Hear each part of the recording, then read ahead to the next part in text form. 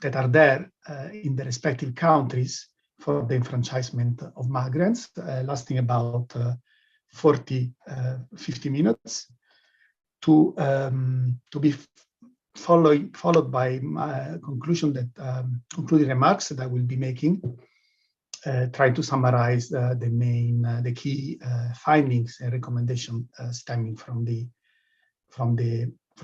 discussion, and a closing that then our roundtable will be closing that. Also, I will highlight briefly what next steps following this roundtable we will be undertaking.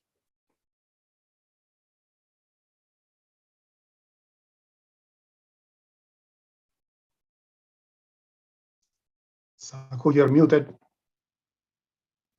Shahinda said she followed the link that Jennifer first sent, and she didn't get, she was in and out. Now I sent her the webinar that I have. Is she in now? Yeah. Yes, I'm here. Thank you, Saku. Okay. With your name.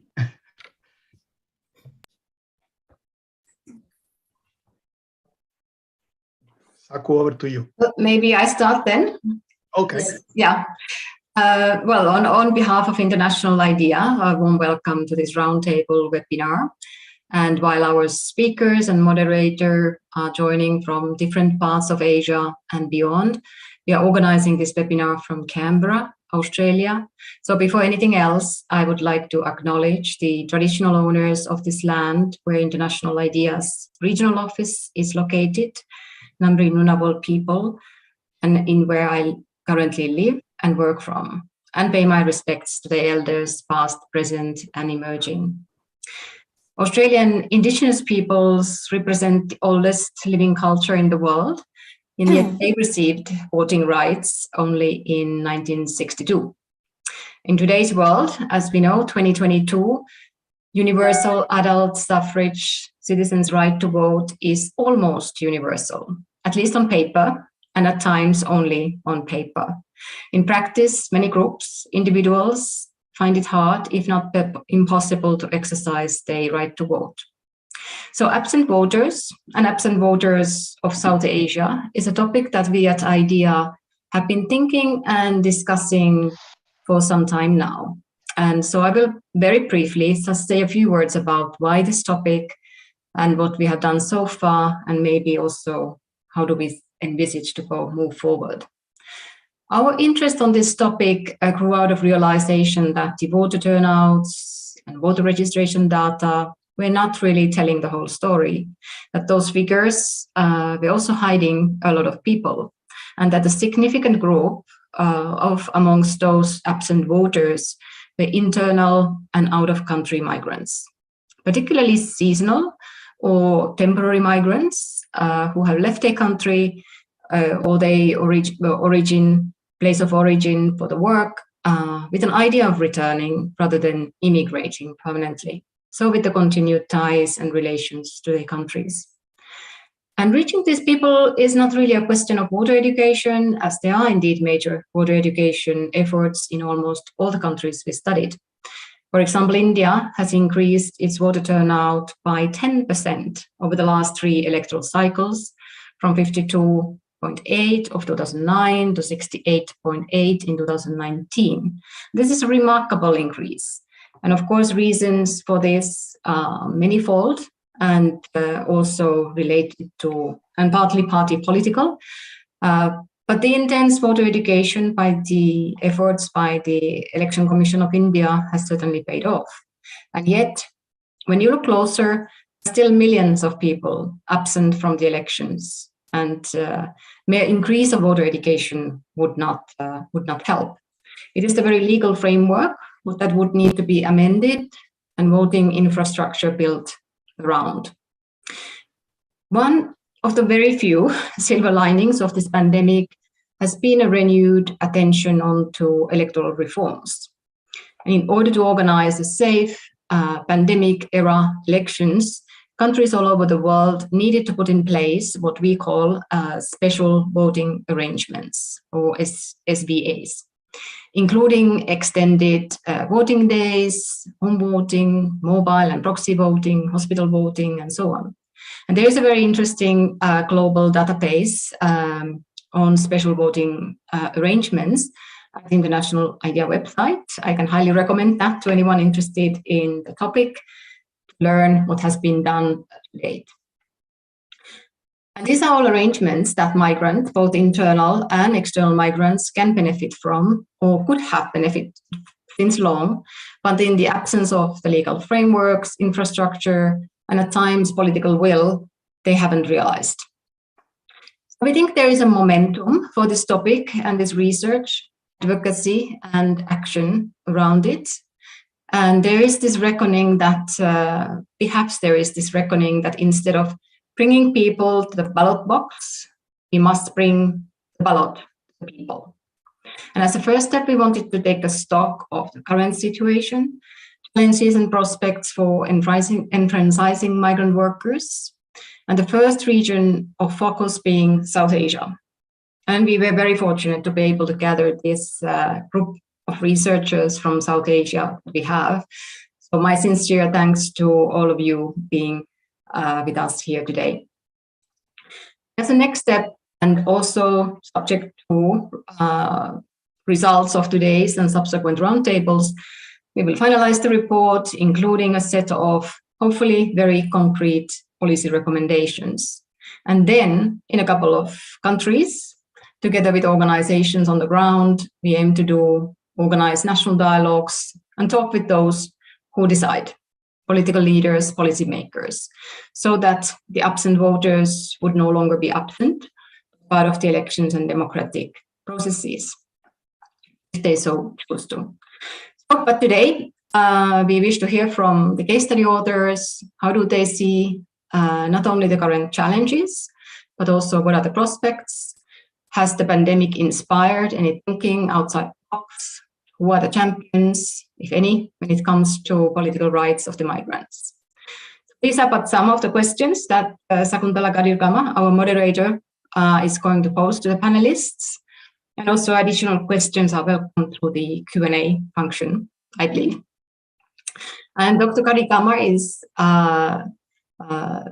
former UN official, former head of DRI Sri Lanka, and currently executive director of law and something, I can't remember now your organization's name, Sakuntala, but most importantly, former international IDEA head of South Asia program.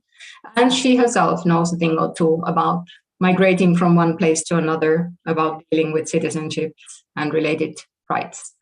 And she, together with Antonio Spinelli, who is managing this project from IDEA, the team will be pulling findings and conclusions together. So once again, welcome everyone, and over to you.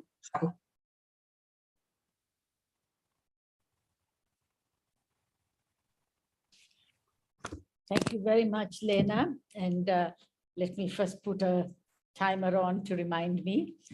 First, I would like to thank International IDEA for inviting me to facilitate this dialogue. And I would also like to thank the panelists. I really enjoyed reading your papers and learning a lot from your gains as well as your challenges. The absent voters of South Asia, the electoral inclusion of migrant voters, that's the focus of our discussion today. But I think many of us realize that they are not only absent from electoral registers, but they've often been absent from our consciousness, certainly absent from the radar screen of our policymakers and our lawmakers, despite the fact that they draw their national budgets on the basis of the remittances of migrant workers.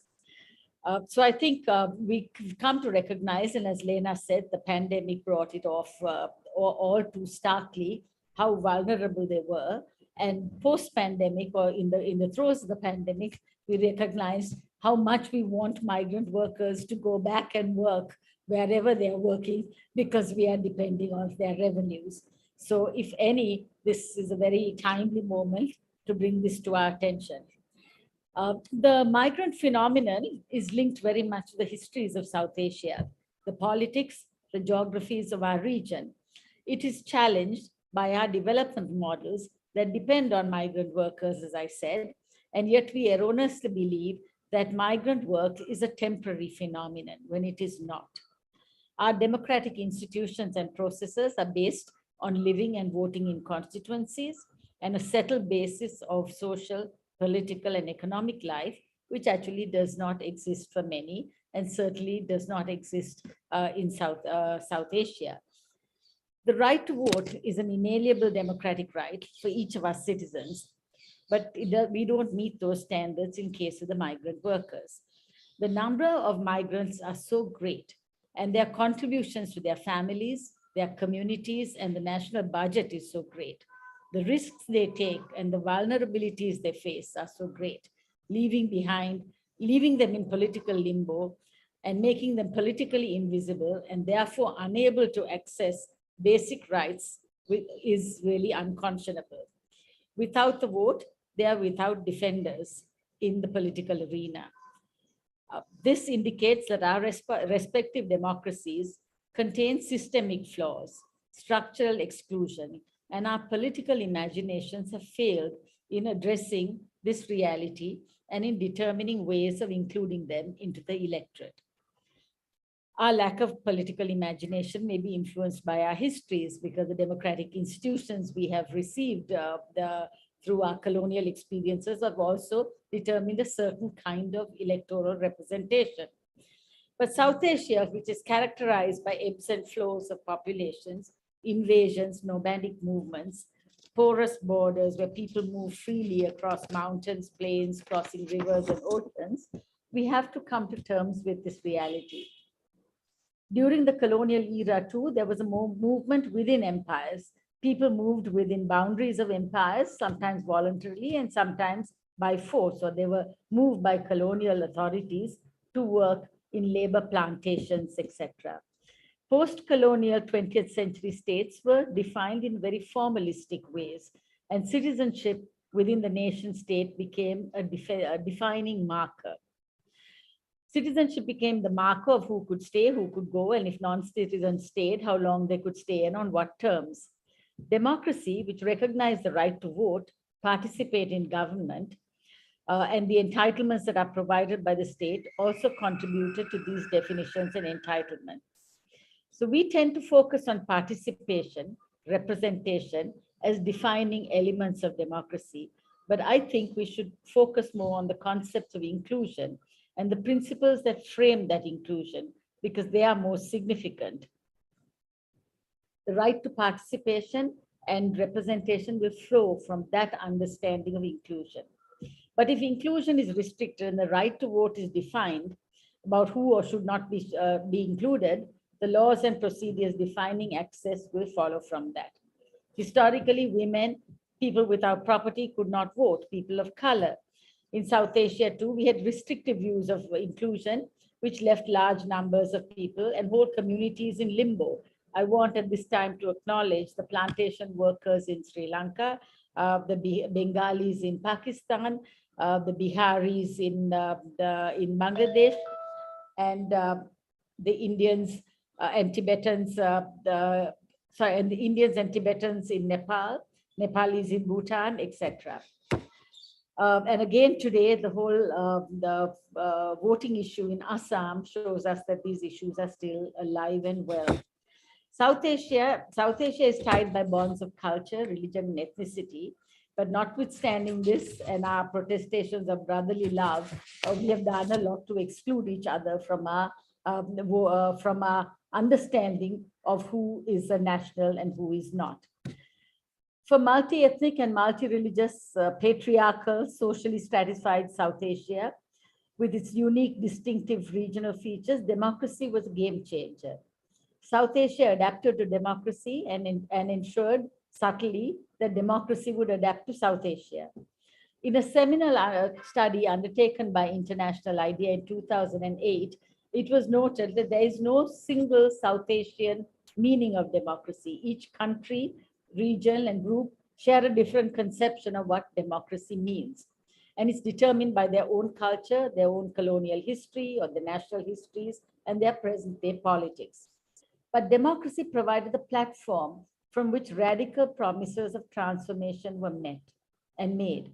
These radical promises include equality, equal protection, universal franchise, and the protection of fundamental rights.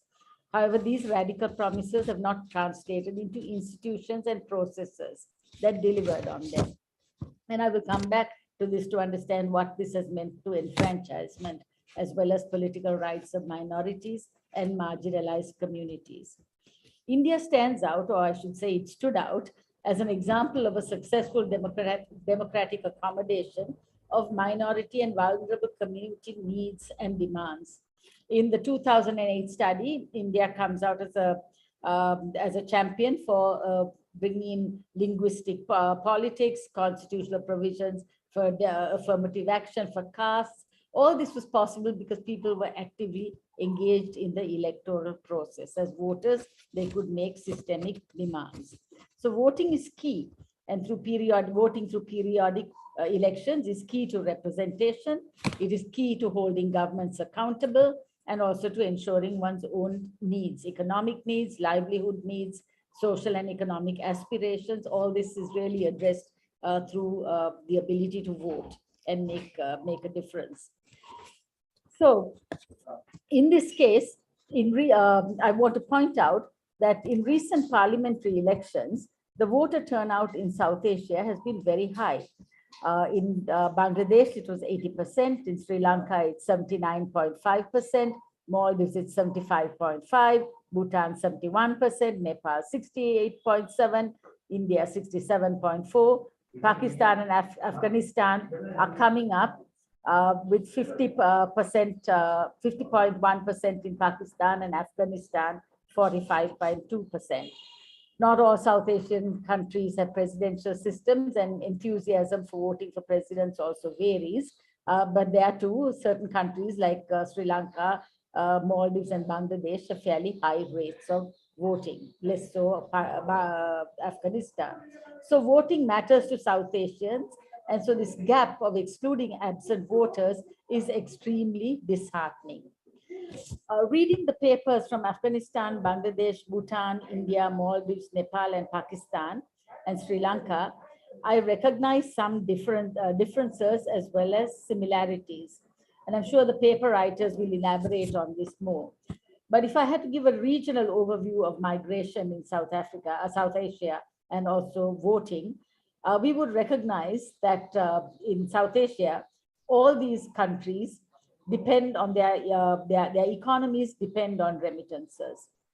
A few countries have put into place some mechanisms for their protection in host countries. For example, I think Nepal and Bangladesh have labor attaches in embassies. They're not large in number, but still it's a recognition that they have this protection. And some countries recognize the typologies of migration and try to address that through various mechanisms as well. For example, though there is an understanding that there is a conception that all migrant workers are poor, low-skilled, and marginalized. In fact, there are very high-end wage earners, especially from India and even Sri Lanka, who go in as professionals in different countries. They may or may not return, or they may be long-term migrants. And nevertheless, they have also gone with different skills, and so therefore can access a political or electoral system in a different way. Pakistan has also, I think, provided voting or considered voting rights for dual citizens, and they are in a conundrum because many people within the country feel that dual citizens should not have a right to vote because they may determine outcomes. They are not really the permanent stakeholders in the country, and therefore is that a problem? So migrant voting, people also raise a lot of the challenges before they even consider solutions for this, but it's a real fear of issue amongst migrant workers and election management systems. There is a real fear, or it's an expressed fear, about the cost of including migrant voters in electoral rolls and establishing polling stations in third countries. Some of the issues that they have raised is the security of the vote, the cost of the vote, the fear of the outcomes because it is more unpredictable and perhaps can't be addressed through opinion polls, etc. There are also the concerns about the security physical voting in third countries, as well as postal votes and internet voting. So these are some of the issues raised as to why migrant voting has not been made a reality. For a host country to put in place a protective mechanism to make accommodation to conduct polls in their country, again, it requires perhaps bilateral agreements with the migrant sending country and the host country, and therefore these have been raised as internal complications. However, even if this is the problem with out-of-country voters, certainly there's no excuse for internal migrants not being accommodated. And even that does not happen. For example, internal registration of voting and voting on site, these are all issues that have been raised as to why internal migrants could not be accommodated. But I think in the 21st century, and with over 70 years of the franchise in these countries, solutions could perhaps be creatively thought of. So I conclude with 2 points, stating that absentee voters will remain absent unless the state searches for them and brings them into the fold. And for this, it needs lenses of inclusion. And migrant voters will continue to fall through the cracks unless the state puts its lenses of inclusion on and also walks in their shoes.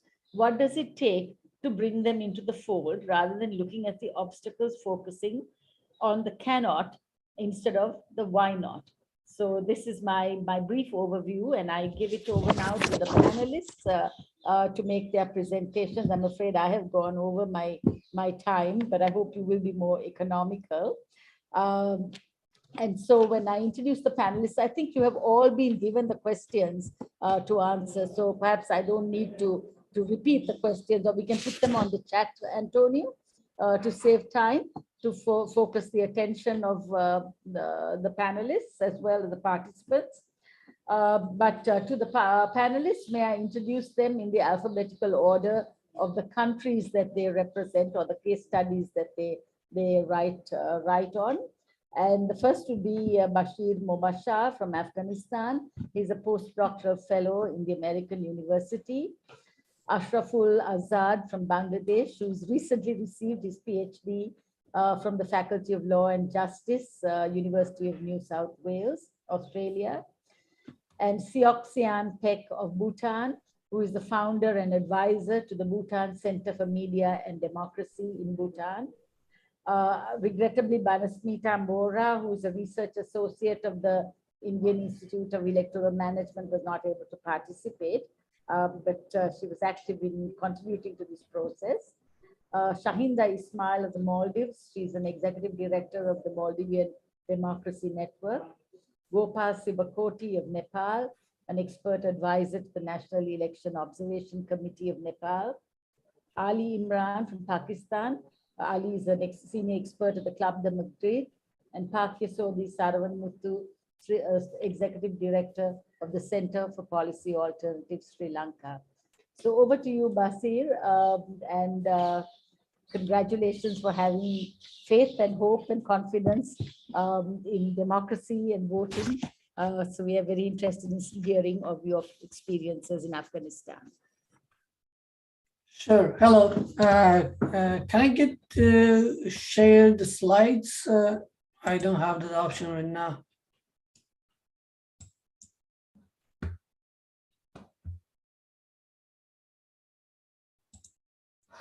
You have to insert your slides in and share screen, I think, right? Yeah, but it says host disabled participant screen share. So.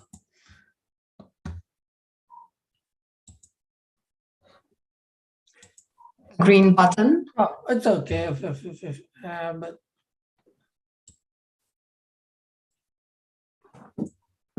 yeah, I cannot share the slides. But Jenny, can you let everybody to share screen? Just one moment.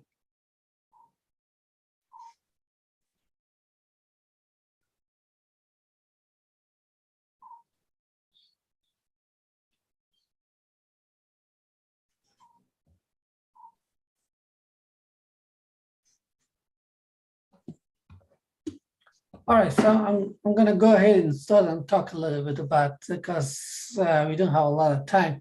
So I guess I have 5 minutes. I'll make sure I will try to say whatever is possible within this 5 minutes. So about Afghanistan, well, the situation is pretty bleak. There's a lot of questions about the fate of democracy in the country, about the Taliban, about the migrants, and about, whether there is going to be any elections held in the country or not. So far, the Taliban have suggested that they are not going to hold elections. They think democracy is a concept came from is a colonial imposition of a political regime on Afghanistan. So they don't want to hold elections, and so it's the situation is not good on that front.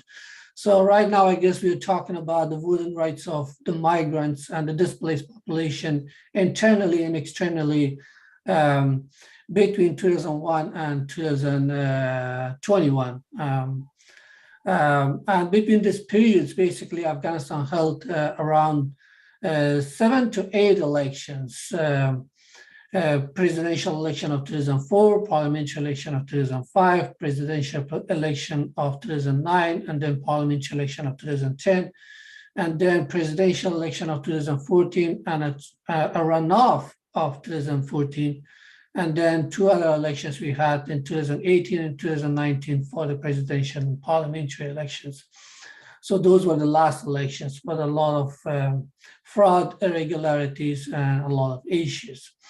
And in these, all of these, looking at all of these 7 to 8 elections, the only elections in which the displaced population, especially the out migrants, were able to participate and vote was the first election of Afghanistan, which was the presidential election of 2004, which was basically run and managed by the United Nations through a program, UNOMA, and the Afghan refugees only in Pakistan and Iran were able to participate in the elections, and not the migrants in other countries.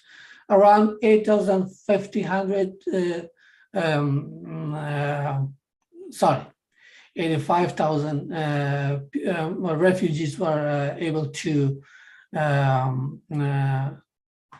850,000 migrants were able to vote in Iran and Pakistan during these times.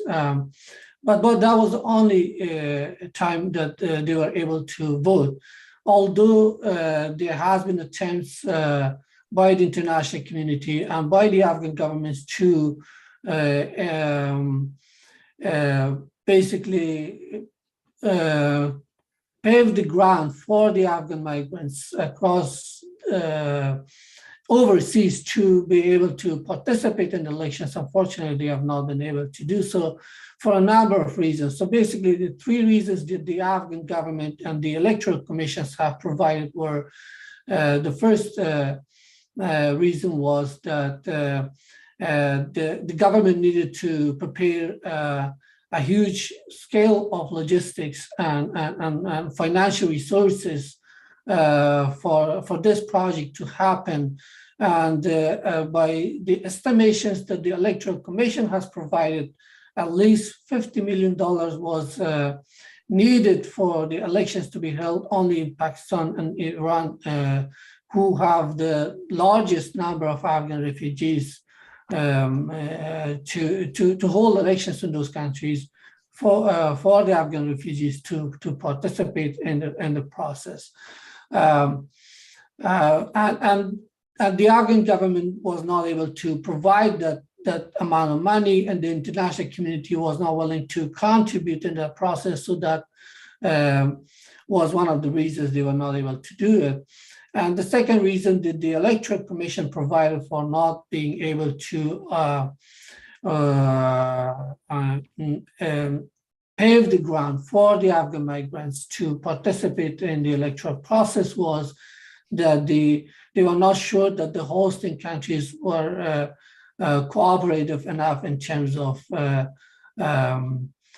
for example, providing documents, let's say for a large number of irregular immigrants, and for example, holding elections and having polling stations in their countries for the Afghan migrants.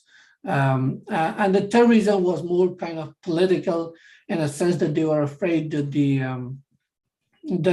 there might be too much electoral fraud happening under the influence of foreign countries, and the spacious skepticisms were, about the influence and interference of Iran and Pakistan when you go to the elections in Afghanistan. But that was the political reason that the government of Afghanistan has offered. With that we go. So basically, on the papers, you could argue that the Afghan immigrants and the displaced populations had the right to vote because Afghanistan was a party to several international conventions and treaties, for example, International Convention on Civil and Political Rights, International Convention on Social, Economic, and Cultural Rights, for example, International Convention on all forms of elimination of all forms of racial discrimination, and International Convention on Elimination of Discrimination Against Women. So several international conventions that basically respected and protected the rights of citizens and suggested that the states and required that the states must respect the rights of their citizens.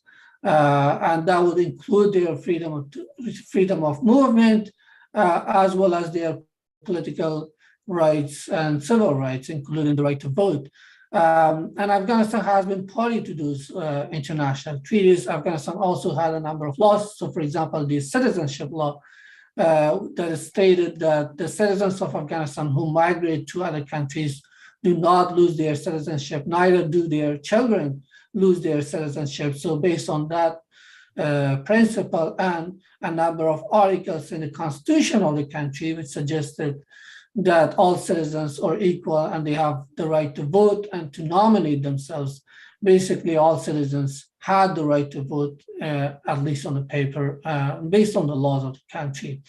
And the election law of the country also have provided a number of protections. So, for example, in case of Afghanistan, we are talking about three groups of people.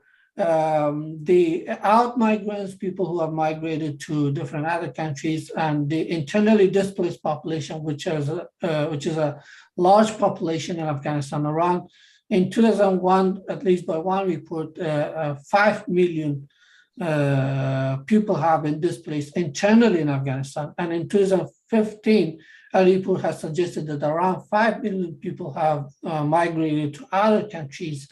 And since 2015, there has been a huge number of migrations, out migrations from Afghanistan to different other countries. So, for example, in the United States alone, around 97,000 people have migrated since 2001 to 2021.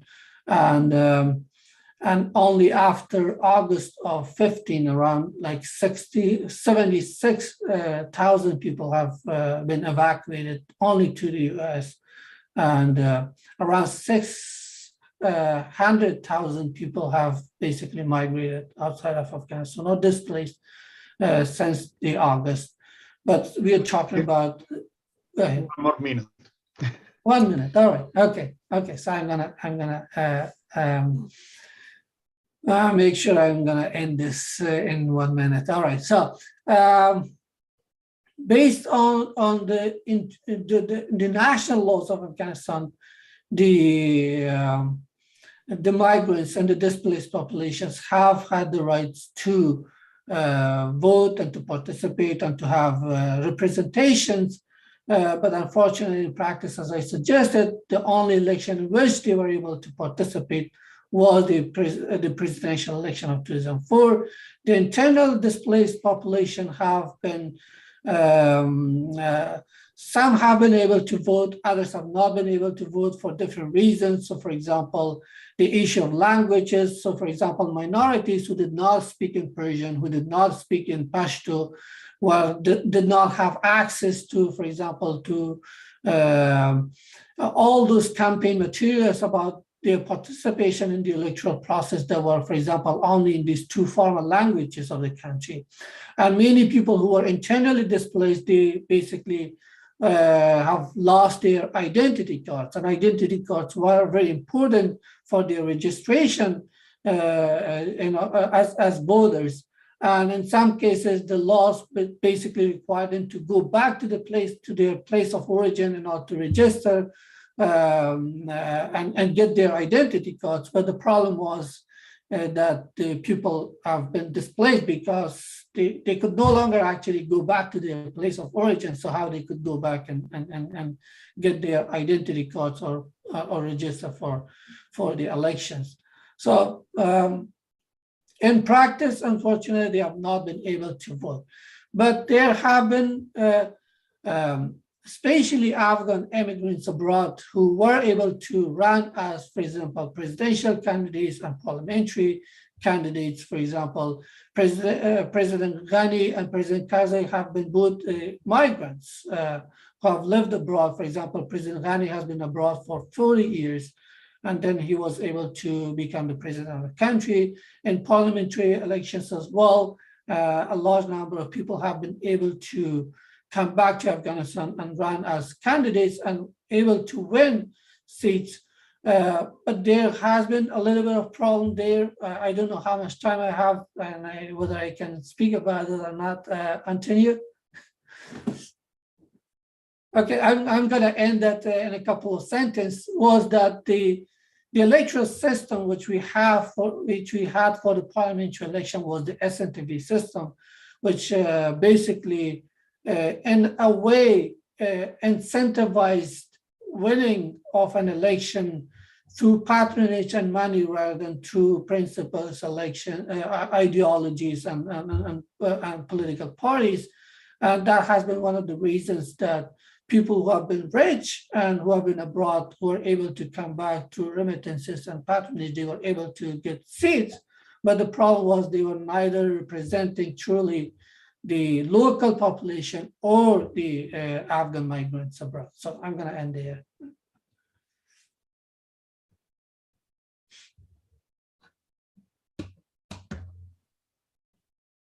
Thank you very much.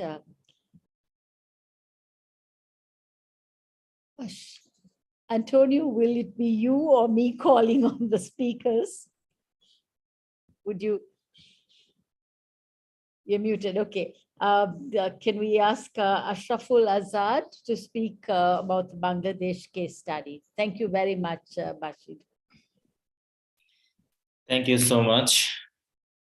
I'll try to finish in 5 minutes allocated time. So Bangladesh is a major country of origin for international migrants, as well as there's a large rate of internal migrants in the country.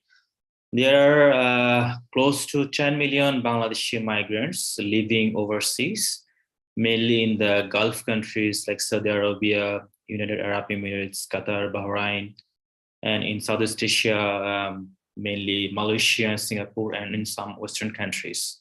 So in papers, these migrants are allowed to vote in elections, but in practice, they have not been able to do so. So under Bangladesh law, there is an act called Representation of the People Order 1972. Overseas migrants are allowed to vote, but there was no procedural provision in the law. There was an amendment in 2013 which actually created some provisions for the migrants to vote, and the only way they allowed to vote is called postal ballot. So the migrants living overseas and internal eligible migrants can vote through postal ballot. So this provision allowed the migrants to vote, but at the same time, this is the main barrier. The process is the main barrier for vote in a feasible way. Let me explain in a minute. So this postal ballot that requires international sending an international postage like 3 times during the process. So once the election candidates are finalized, election symbols are assigned, and then which is like less than 1 month from the election. So the migrants can apply to the district returning officer in their home constituency for a postal ballot. And then the returning officer will send them back the postal ballot to their overseas address. After receiving the postal ballot, the migrants have to mark their vote, go to a post office, get a rubber stamp on the envelope, and send them back to the returning officer. They have to do everything in less than 1 month. So legally, they are entitled to do that, but in practice, this is not feasible. So for the first time in Bangladesh, before the 2018 election, which was 11th National Parliamentary election, the Election Commission allowed the migrants to vote, but there was not a single vote from overseas. There was only 1 vote from internal migrant from other district inside the country. So the law is there, but due to, I would say, procedural challenges, it's not possible, but it's also a legal challenge because the law doesn't allow any other way of voting except postal ballot. So the way around could be voting using secure internet gateway or establishing voting centers in Bangladesh embassies and consulate overseas. But the law doesn't allow this procedure. So the provision is there, only requirement is to change the procedure of the law. I think that's the main challenge of voting. As I have, I think, a few minutes more time, I will explain a couple of more challenges. So one more challenge is the issue of dual citizens.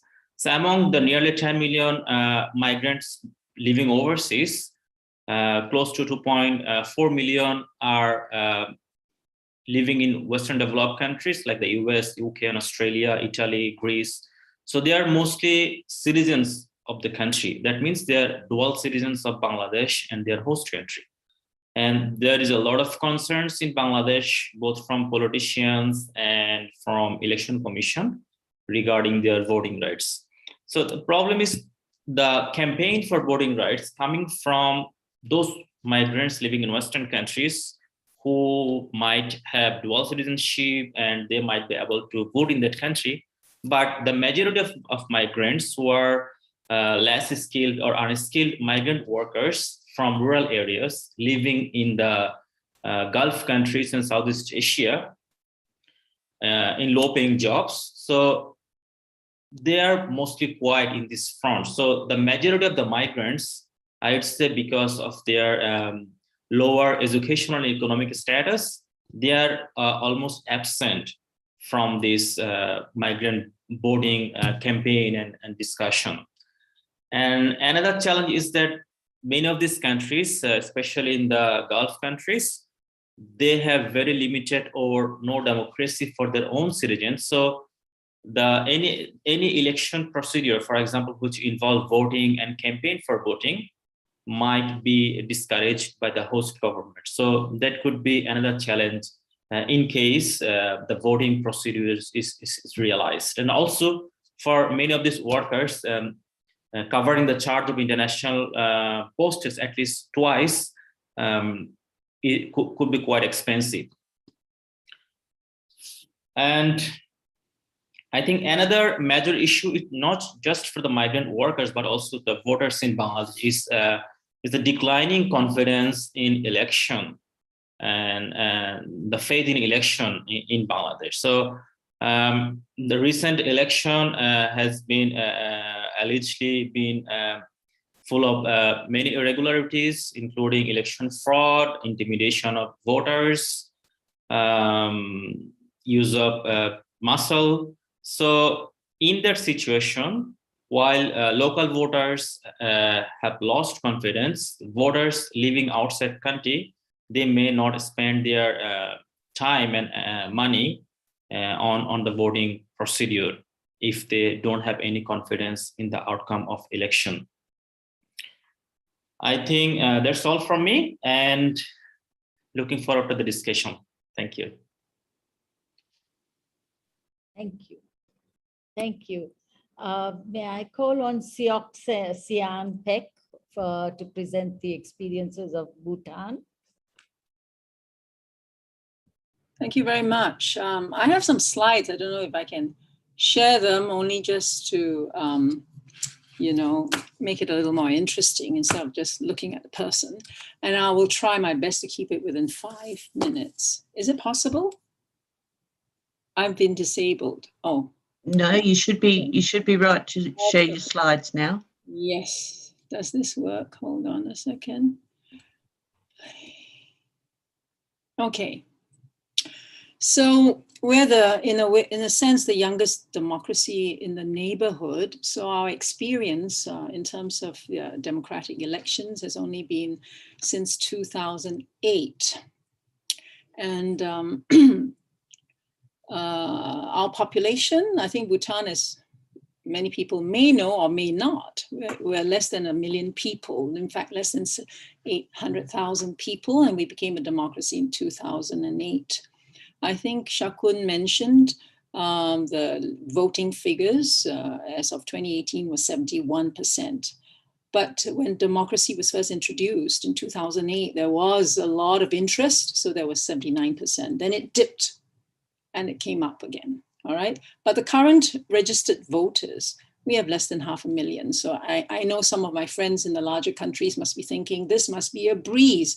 But, you know, not that easy, even though numbers are small. I mean, we often say that Bhutan is a country of short distances, but very long journeys because we're a mountainous, landlocked country.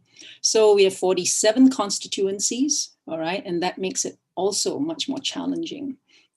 So internally, in terms of who are the migrants, we actually have a very large rural-urban migration in Bhutan. 40% of our population have moved districts since birth. So many people spend decades living outside their place of registration, their place of birth, so-called. Many of them are there because they work in the civil service, they go for school, they look for jobs, okay? So that's one pertinent point. And in fact, Bhutan's internal migration is considered one of the highest in South Asia. A lot of it is pushed by the fact that there are a lot of inequities between rural and urban places of residence. Many people, once you get to go to school, you want to go to, you know, larger towns, all right? So 2017 census says 45% of the people, total resident population, have migrated between districts. Externally, we also see a growing number of Bhutanese moving overseas, first to study, many left for studies, and eventually even now for employment and international migration. According to the figures, Bhutan is among the top 3 in South Asia, all right? About 5.4% of our population live abroad, okay? And that's quite a notable number for a very small country. In terms of figures, it's really hard to tell because there's no central agency. Everyone's doing their own data collection. But UNDESA has stated that in 2019, there are 53,000 Bhutanese living overseas to work or for studies. And this represents 7% of the population. So what drives migration? I think we all know it's the same reason: studies, to live in a better place, seeking employment, all right? I'll skip the impact. So the challenges, I go straight to it. One of the challenges of our enfranchising voters is the fact that many people do not vote from their place of residence, and they have to travel great distances, all right, to vote. And when you have general elections in a typical year, you may have to go back 3 times. And imagine if, you know, some of these people have to drive, you know, travel a whole day or 2 days to get there, another 2 days to get back, or 1 day. So this has been an impediment. But it's also due to the fact that culturally, many people do not change their census. They don't register in their place of work, even though, let's say you're a civil servant and you've lived in the capital for 25 years, many people don't change their registration to be able to vote from the capital. They're still tied to their homes. So there's a very strong sense of kinship. Okay, so that's one.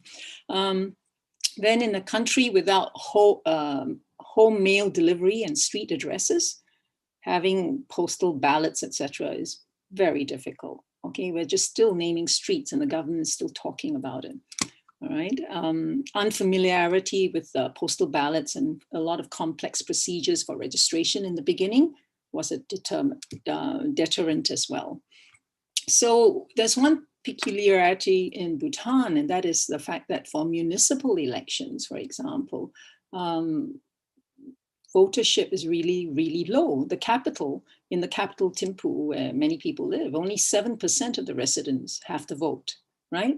And the others, many of whom have lived there for decades, do not vote.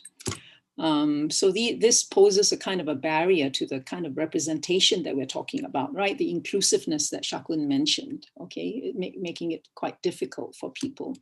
Then challenges of this mountainous terrain. A lot of the country is like this, all, you know, these are good roads. In the more rural areas, they're feeder roads and much more difficult.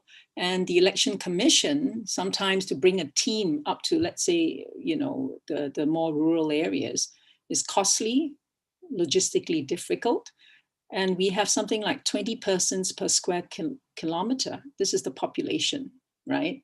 20 people per square kilometer. So that is another challenge.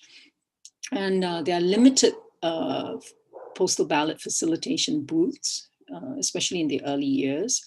And that made it quite difficult for people who decide not to keep traveling for elections.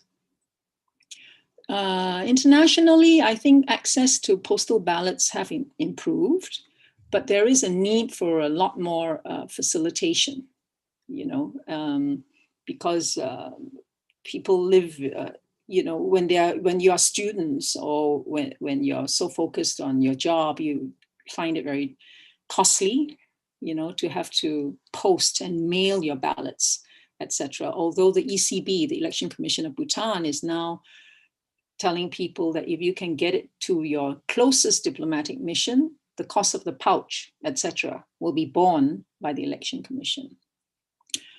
So the prospects.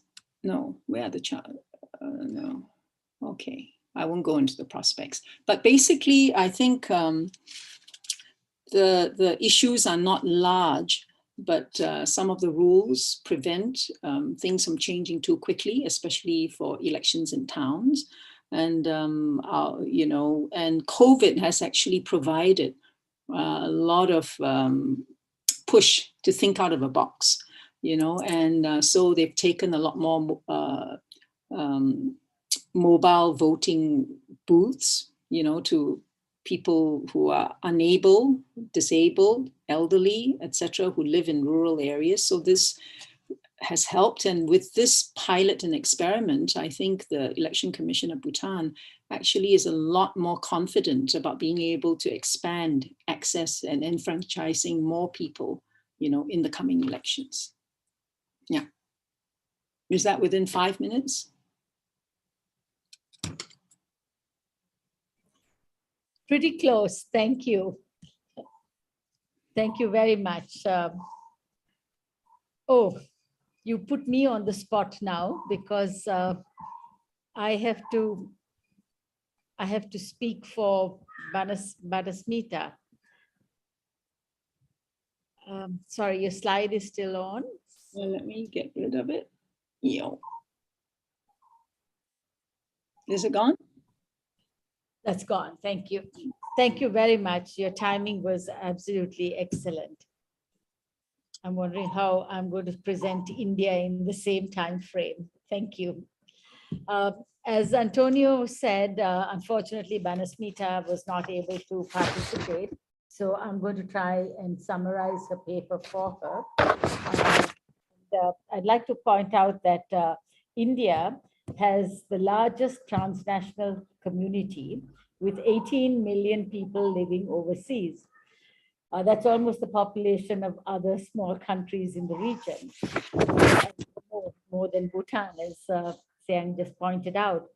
But the most compelling figure in the Indian experience is that the largest flows of India's population movements are internal, and 37% of their population are known as internal migrants, and that number is 458.8 million people. So their definition of internal migrants are people, citizens who are now settled in a place different from their previous residence. She also points out that there are interesting typologies of migratory flows. There are the people who go as long-term migrants, usually they're international migrants, as well as the internal migrants who migrate for settled employment in different parts of the country. But many migrants are short-term, temporary, seasonal, or what they call circular migrants who go to and fro from between two places, depending if they're agricultural workers, they go for seasonal harvests, etc. So there's an enormous movement of those people, and they consider them far more difficult to capture and document in statistics. She also points out that 175 million migrants in India are those who work in the informal sector. And we saw some very compelling images of these people who during the pandemic were asked to go back home, and they were great distances from home, and their lives are so marginal that they didn't even have the resources to get from point A to B. There are clearly in India too regions that have attraction for migrants and those that export migrants. The developed states like Gujarat and I think Karnataka, attract, and Haryana attract migrants, and states like Bihar and Uttar Pradesh and Jharkhand, they provide the migrants. So there are some imbalances that come as a result of this. And the drivers of migration, of course, are poverty, the economic reasons, etc. But we have to distinguish between aspirational migrants who know that they are improving their prospects by going to another place, and distressed migrants who are going because they have no other choice. So their motivations and their ability to withstand the challenges of migration as well differ as a result of this. Going straight into the status of the franchise of migrant voters, I think we all remember and think of India as the world's largest democracy, and the fantastic job that the Election Commission has done to be able to increase the number of voters who are registered, to be able to deliver the vote to very rural and inaccessible places, the integrity of the vote, which has been improved in India, the fact that they run elections at the state level, the local level, panchayat level, as well as national level. All these are remarkable features. But nevertheless, in spite of all this, there still is a large number of people who are absent from the voting mechanisms. They are the invisible voters. They are eligible to vote, but their physical absence from their constituency at the time of registration and on the election day denies them the right to vote. And since we have all documented this over time, and it's a well-known and established fact, and since we understand the migratory flows, etc., the question is what can be done now to improve this, to bring down the levels of migrant disenfranchisement, and what kind of provisions can be made at the interstate level and the interconstituency level to include them in the vote. Now, the paper also refers to some improvements that the Election Commission has been able to make to address some very specific challenges.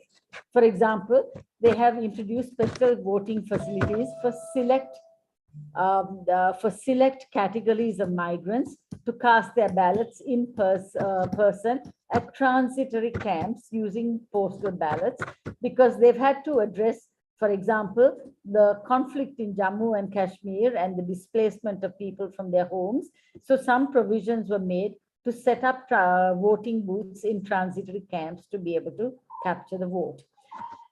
This has been difficult, but they have been able to do it, and they have a special category called notified voters who can vote by postal ballot in places that are not the constituencies of their origin.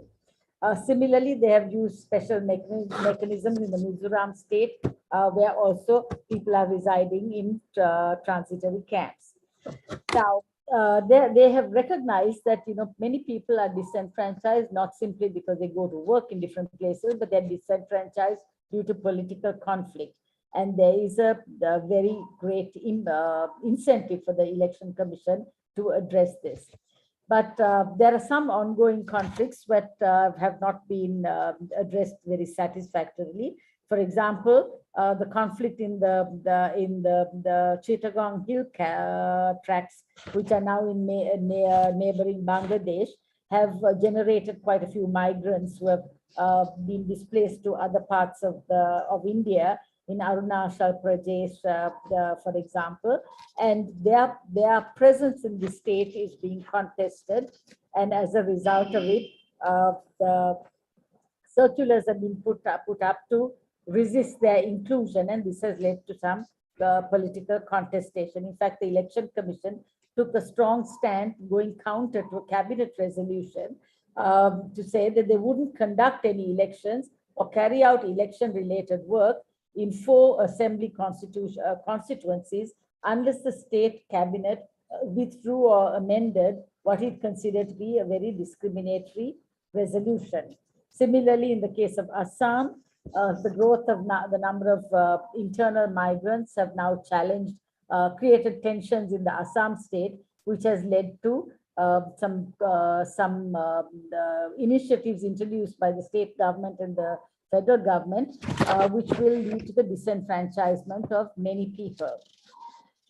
So in spite of some of these special measures that have been done to address certain conflict areas, and in fact, also a special initiative has been introduced to have the vote of non-resident Indians overseas in Western democracies where a postal ballot is possible. But they have still not come up with a solution to address absentee voting for the general masses. And considering that India has such a large number of the internal migrants, this is a great challenge in the country. A large number of Indians have moved to as international migrants to the Gulf Cooperation countries. And as I said earlier, while some of them are unskilled and voteless and voiceless, there are also some who are extremely affluent and contributors to the Indian economy. And so these issues still have to be resolved. So the paper points out that, India has signed up to many international covenants, and they have a great track record about voting and improving the franchise. But the Election Commission itself has recognized that the present process of enrolling migrants, asking migrant workers to submit proof of their new residence, sending, being present on voting day. They might, in fact, once they register in a certain place, they may not be there during voting, the voting date, because they are seasonal migrants. All this puts a big burden and onus on the voter, and these are issues that the Election Commission believes they should address. So the Election Commission, besides its the special measures that it has done to address the voting in conflict areas, it has also submitted a proposal to the Ministry of Law and Justice to extend absentee voting through postal provisions to overseas non-resident Indians. And I think this was passed in the Parliament, but not in the Rajya Sabha. and because the government had changed, so it's still pending legislation, and it's something that could and perhaps will be taken up very quickly. But nevertheless, they have not still come up with a proposal for enfranchising internal migrants, and that is one of the biggest challenges. And in fact, she points out in the paper that internal migrants are denied even the basic civil and political rights because internal migration is not a priority in the government policy. And so I think it's a question of political will also to find these solutions. And I think the paper also points out that to address this issue of voting rights of migrants or absentee voters, really it needs a greater effort of inclusion and enfranchisement. And if they recognize or acknowledge that keeping a large segment of the population unregistered and denied the vote is really a challenge for Indian democracy. And it is necessary for the government to innovate and transform itself to make voting accessible. Thank you. And I'm sorry that I did go well over time. Antonio, sorry. The next speaker is Shahinda Ismail from Maldives. Thank you, Sakuntala. And thank you, Idea, for the research and this presentation as well. I will just jump into a very little background and then the challenges from the Maldives, keeping the time in mind. So the Maldives is made up of less than 500,000 people. So it's if we are going to speak in numbers, it is almost irrelevant. But the fact remains that every citizen is entitled to all of these rights that we speak about. So in that sense, migration is actually mostly internal in the Maldives. And those who have emigrated from the Maldives, from what I have seen, is almost completely eliminated from social and political participation in the Maldives as of now. And the internal migration in the Maldives is mostly towards urban centers, as would be the case in most places. And in the Maldives, it is mainly to the capital, Male, which is also the most densely populated city in the world at this time. It is also circular, as Sakuntala just mentioned about India. We have a large fishing population. We have a huge tourism industry where tourism workers travel back and forth between their places of residence and and the islands where they work on at the hotels. And this particular group of workers are currently really struggling to be able to participate in elections, especially. Health and other work also contributes to the circular movement. The drivers are also similar to other presentations that we have heard today, in need of basic facilities such as health, education, employment. And interestingly, previous studies on migration in the Maldives have also highlighted the reason as to find a better life from respondents to different studies.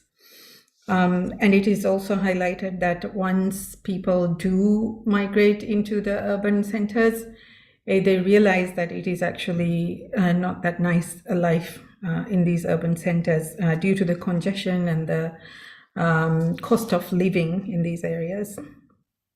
External migration from the Maldives is mostly to India, Sri Lanka, Malaysia, the UK, and Australia.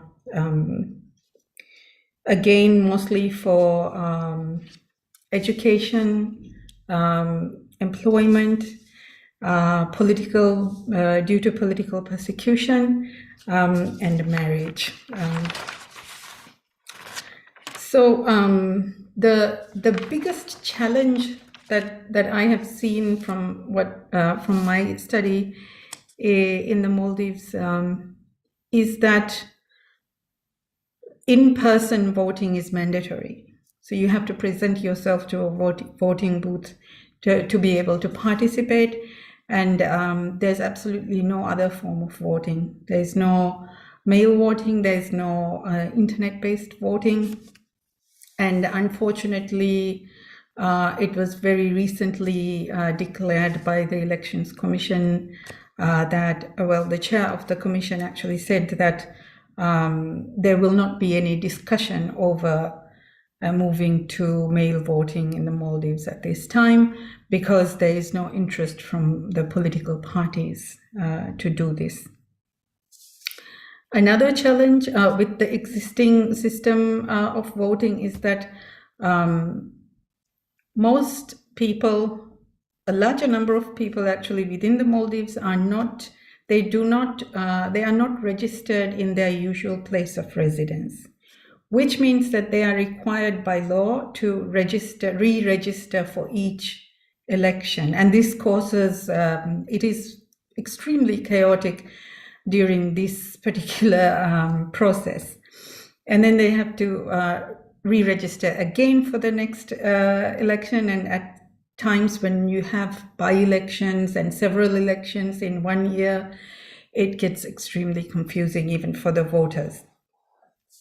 And there was a particular case a few weeks ago in the Maldives where we had a by-election for a specific constituency, and where in-person voting was required again, and the voting station was only in one place, which meant, and on this particular island, a lot of people work on the hotel resort islands nearby. And it caused, it was also the cause for a lot of people not to be able to participate in this particular by-election, because they were not able to go back to their home islands to vote on that day. And it has been the case that it is always the political opposition who always introduce the dialogue on mail voting or absentee voting, and then it is the government or those in power who do not want to have this conversation, and this, I think, has is the cause for the decision not to talk about it anymore. In my study, I also interviewed some Maldivian migrants living outside, and 99% of the respondents actually said that they really badly want to be able to participate in the social and political processes, especially voting. And some of these respondents have actually spent large amounts of money just to be able to travel to a voting station to vote. The current arrangement that has been decided by the Elections Commission of the Maldives is that outside of the Maldives, in order to be able to set up a voting station, at least 150 voters need to register for that specific city.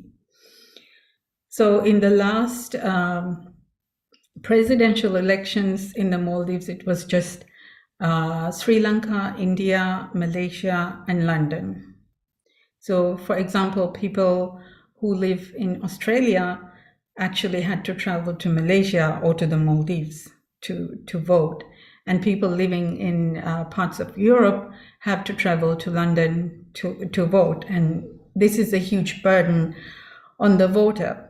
So what comes in next is that political parties or politicians offer to support the transport and other costs related to voting for these people.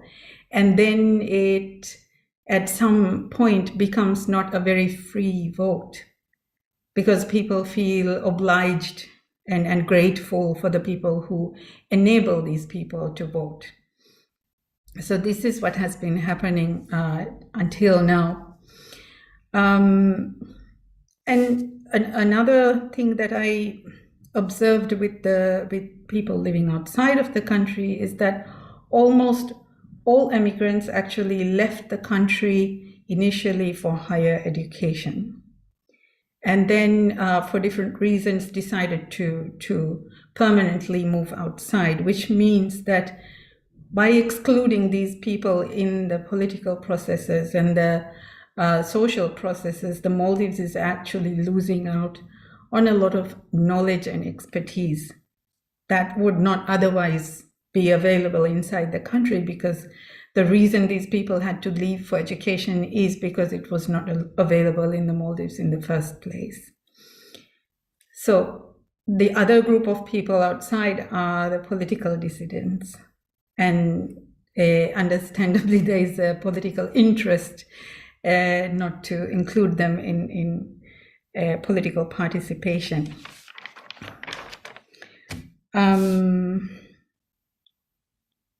That was my points to note today. And if there are any questions, I'm happy to take them. Thank you. Thank you very much. You are very economical in your timekeeping, and that was great. We'll note down some issues to take up later. Can I now call Gopal Sivakoti to present the Nepal experience?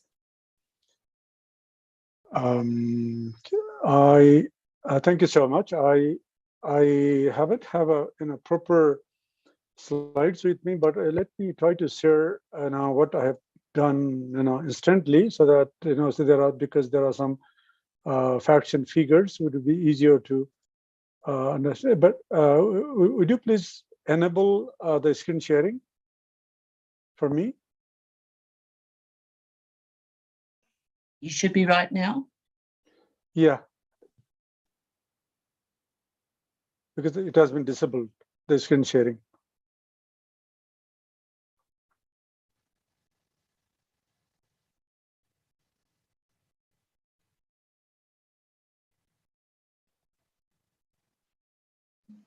You're a co-host. You should be able to screen share now.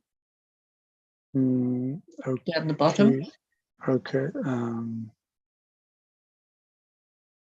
The bottom of your screen. Okay. If you highlight the bottom of your screen, it's a green button. Okay. Let me. Yeah. Let me.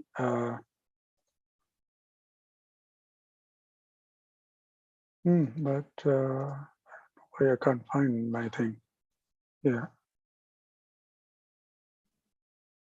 You need to position your cursor at the bottom of the screen. Yeah. I just share the screen, and then I'm trying to look for my. Okay, hang on. All right. I found it. Sorry. Can you say it? Can you all see it? Yes, we can. Okay, thank you. All right. First of all, I'd also like to acknowledge the support which was given to me by two of my co-researchers, namely Ms. Rizana Pokhral and Dr. Bikal Shrestha. So my presentation here is basically based on the questions forwarded by International IDEA. So, and with regards to timing, are we still is it still 5 minutes, or we have some leverage? I'll proceed accordingly. Oh, 5 minutes. Okay. Now the 5 minutes starts now. Okay. Thank you so much. All right. Based on the questions about who are the migrants and the typology, internal, external, high skill, not skill, documented, undocumented, etc. So in terms of internal migrants, basically we have people, migrating from, it's what you call is vertical migration from the hills and mountains to the southern belt, which is also known as the rice bowl. That it obviously suggests like why we call it rice bowl. That means there is more economic prosperity, and there is more, better opportunity for hands to mouth for themselves and for the families. Because mountain terrains are really difficult, and there is no road, there is no road network, and there is no other kind of facilities, etc. So people tend to move down south. In terms of external mobility, it is basically most of the Nepalese migrants, as per the data, they go to Malaysia, followed by GCC countries, namely Qatar, Saudi Arabia, UAE, and Kuwait. And then in 2020, I have not calculated that into dollar yet, but altogether 961 billion Nepalese rupees was generated 2020 despite the pandemic. In terms of skills or not, yes, most of the overseas contractual migrants laborer are low skilled, and they unfortunately have to work in the 4D jobs, what we call difficult, dirty, dangerous, and even demeaning sometimes, So, and then in terms of documented, undocumented, yes, most of the Nepali migrants are documented, but there have also been cases of where people use unorderly or irregular or undocumented channels, and there are some certain percentage of people also going to other countries besides India. But with regards to India, we have a special treaty called a Treaty of Peace and Friendship of 1950 that allows the nationals from the either side, for domiciles and work and everything. So there is no visa regime as such between these two countries. Thirdly, now the other questions about how many and where they are. Yes, approximately 4.3 million Nepalese. That is very kind of sometimes it's a what you call sometimes estimation and even guesstimation because of the open and porous borders with India and irregular mobility. Sometimes it's very difficult to actually establish the proper statistics. But now based on different sources, this has been some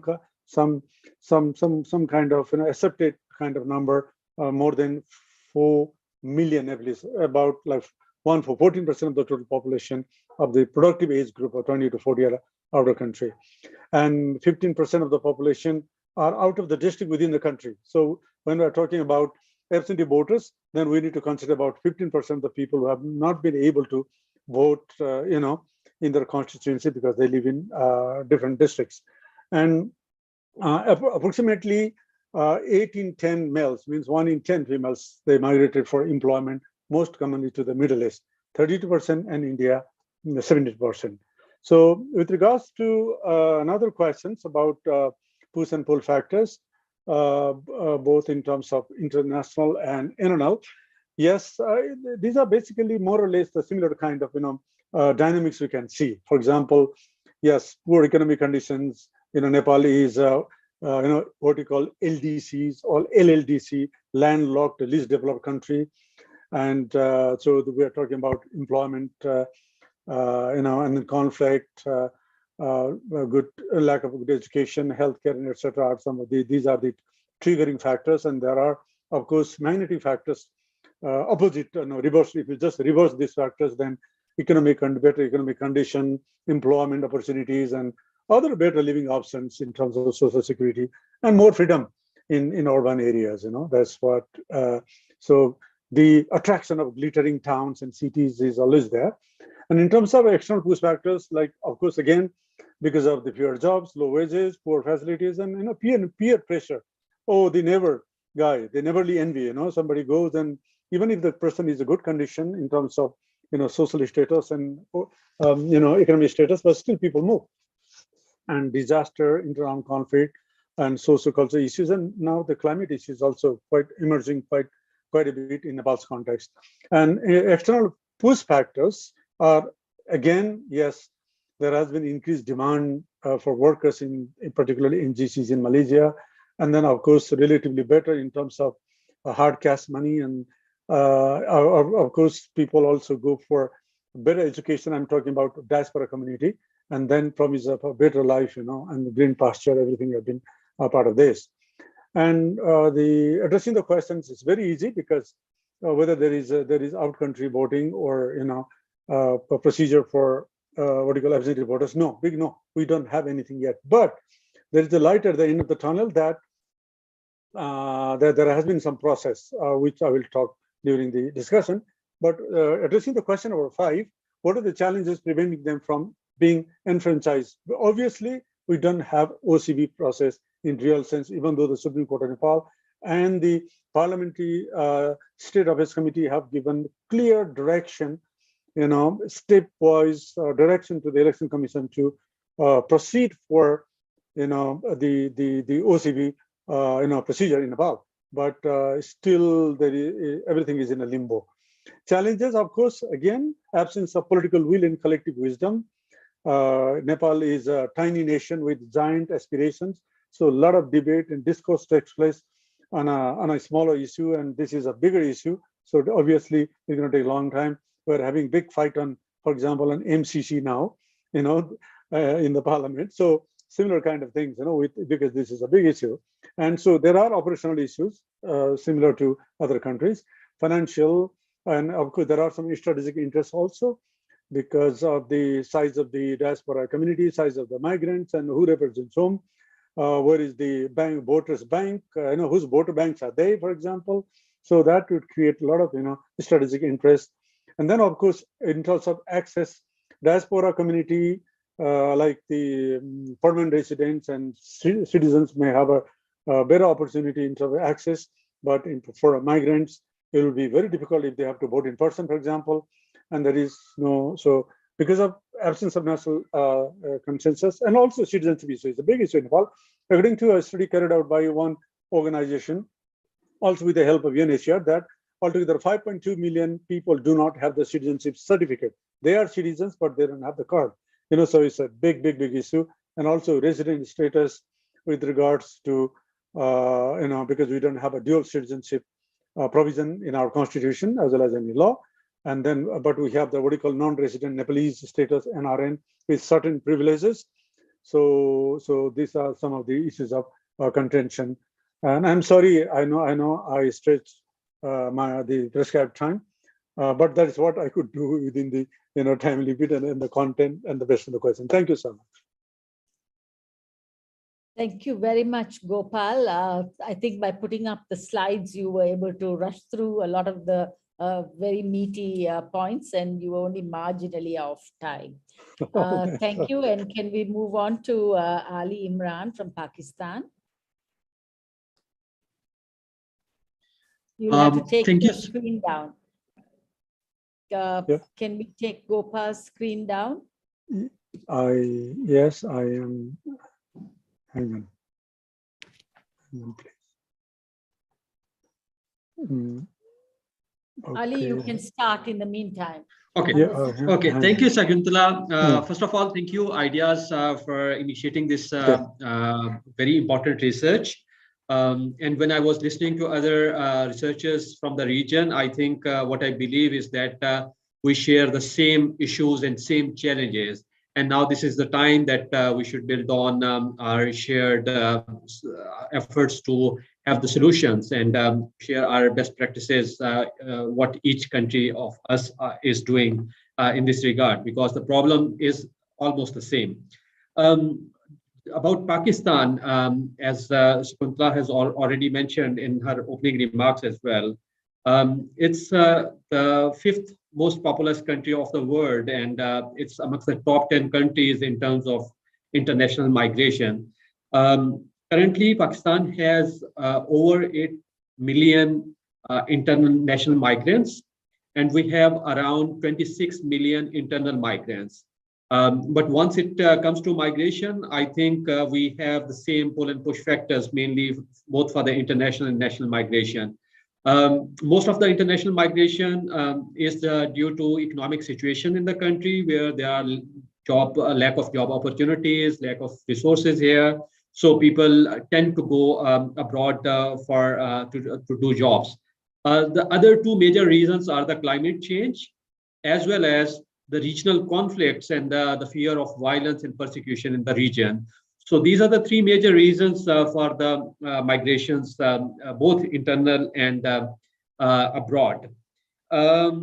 as far as the migration is concerned, most of these migrations are long-term, like international migrations. They are long-term because people tend to go there for jobs, and until unless the economic situation in their host countries changes or the laws and policies over there changes, they tend to stay over there. Most of the migration from Pakistan is to the Gulf countries, the 6 Arab countries. 96% of the Pakistanis, international migrants, have moved from Pakistan to these 6 countries in the Middle East. The rest 4% are mainly migrants to the Europe, mainly to UK, Italy, Spain, and France, as well as to the USA.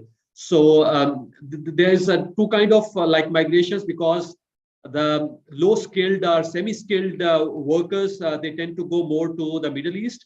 But those who have higher studies are having better skills, they prefer to migrate to the European countries or to the USA. We have both regular and irregular migrations, but irregular migration, of course, is difficult to document. But we have recently seen, for example, around 20,000 asylum seekers in 3 different countries, including Australia, because one religious ethnic community in Pakistan, Hazara, they are facing persecution here, and they are migrating to Australia and seeking asylum over there.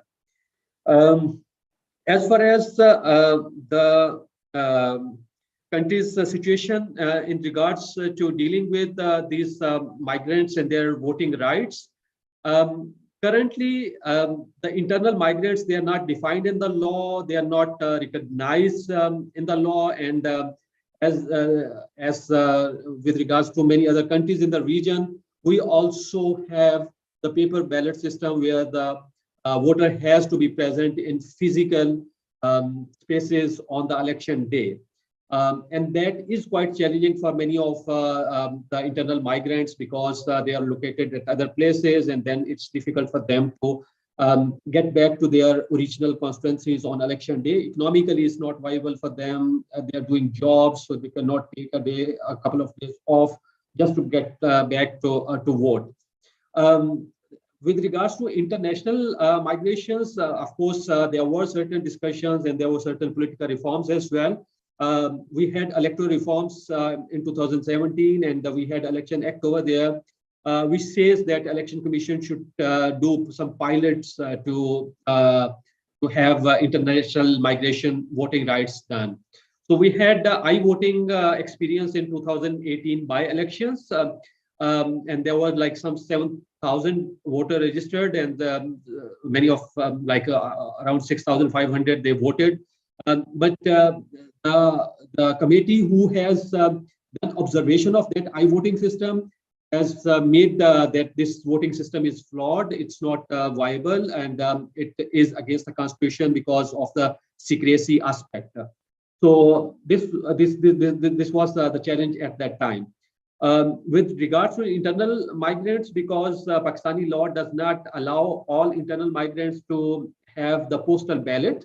So postal ballot is only allowed for the security forces of Pakistan who are doing security jobs somewhere, or the people who are managing the elections are prisoners and the person with disabilities. So these are the recently included section of society who have the leverage to have the postal ballot.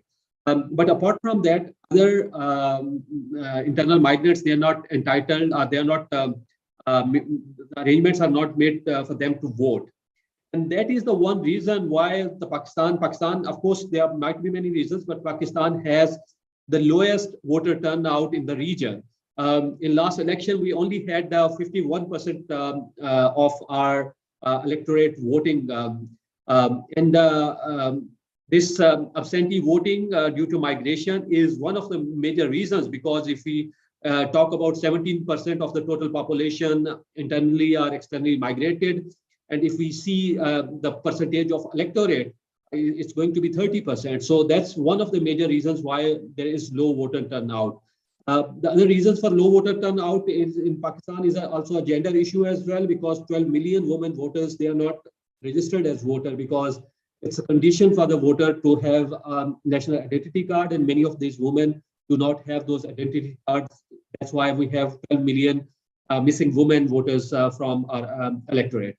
Other major reasons, of course, are the volatile political history of Pakistan, because we don't have we have 10 to 12 years of democracy, and then we have 10 to 12 years of military regimes. And one major reason and final reason for low voter turnout is the distrust of people of Pakistan on parliamentary election system. So that's another major reason why many people, they don't tend to come out and vote for that. So that's broadly about the situation right now. Of course, there are certain pressures and there are certain political movements here in Pakistan. As Shakuntala has mentioned, there are cultural barriers as well, because many of the Pakistani, they believe that those migrants who have migrated to Europe and have enjoyed the dual nationalities should not be given the voting rights. So there are cultural barriers around migration voting rights as well. But there are some promising recent movements in Pakistan, and in just a month ago, in December, we have some changes in the law where it is now made mandatory by law for the Election Commission to ensure the voting rights of overseas Pakistanis, and through using EVMs, electronic voting machines. So some recent developments are there, some opportunities are there. The challenge is still huge because we still don't have anything for the internal migrants, and we still have some logistics and financial and political challenges around making arrangements for the international migrants, despite the fact that we have no change in the law. Thank you. I'll leave it here. And thank you very much, Ali. I'm sorry that we are rushing you, but our final speaker now will be Pakisodi Saravanamuttu. I'm very sorry that the speakers towards the end of the session were truncated more aggressively. But Pakisodi, may I call on you? And when you finish, we will open the floor for some questions from the participants as well. Pakisodi from the Center for Policy Alternatives, presenting the Sri Lankan case. Thank you, Saku. I won't take too long. I have focused in my contribution on the migrant workers, particularly to the Middle East.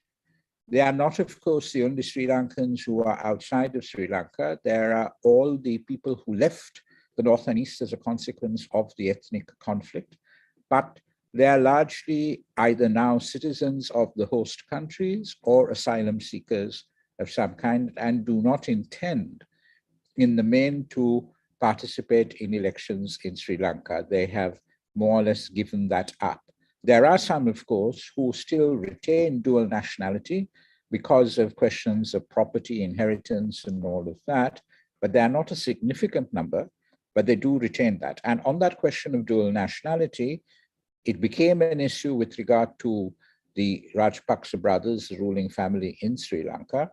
And I think the issue is more or less in the public domain that you cannot stand for election if you are a dual national, but certainly if you are in the country at the time of elections and on the electoral register, you can vote. Now, the vast majority of the people that I'm referring to, the migrant workers, as I said, are in the Middle East.